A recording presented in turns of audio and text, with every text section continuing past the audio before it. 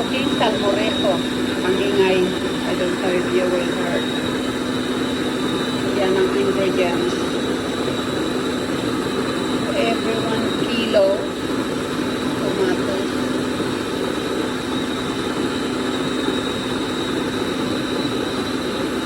1 egg, tapos 1 avocado and 1 garlic. 1 tablespoon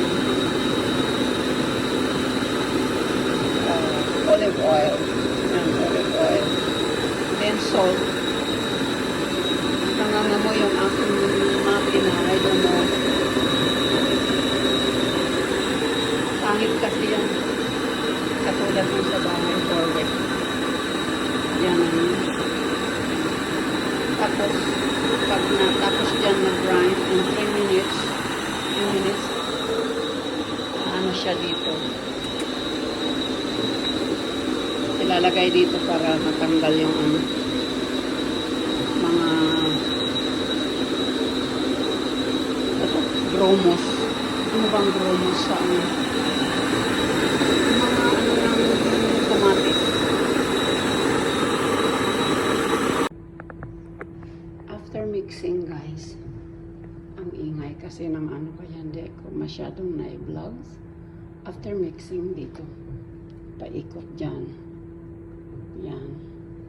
Para matanggal yung mga ano niya, pipas.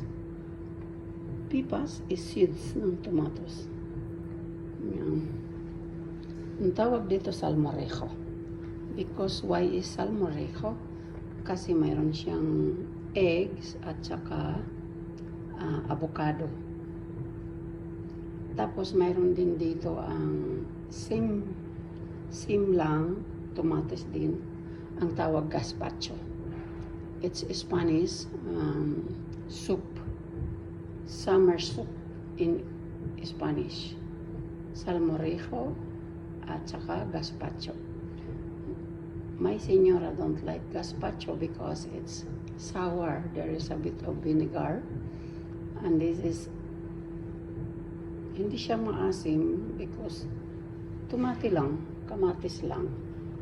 Di ba ang kamatis medyo maasim ng kaunti? Iyon. Tinatawag na ako ng breakfast ko.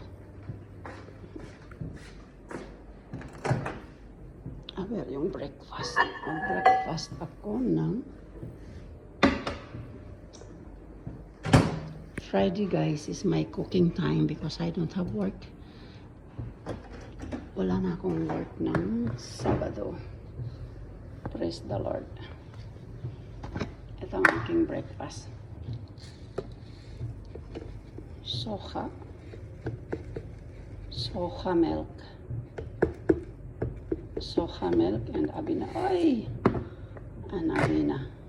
1 cup a day. Yan ang breakfast ko.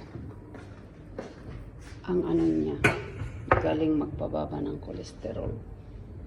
Bye-bye, guys. I have to proceed yung aking salmorejo.